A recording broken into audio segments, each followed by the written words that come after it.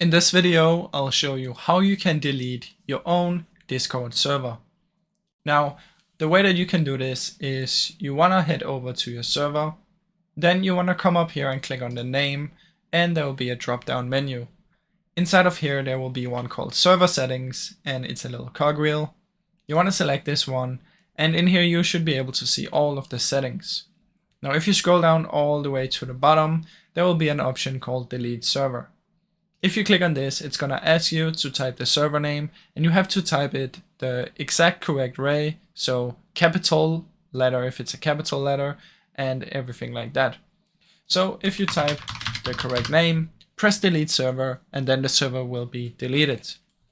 Now keep in mind, you can only do this on your own server, so you cannot do this on someone else's server unless you have the administrative powers to do that. Now I really hope you enjoyed this video. If you did, please leave a like and subscribe, as it helps me out a ton. Thank you so much for watching.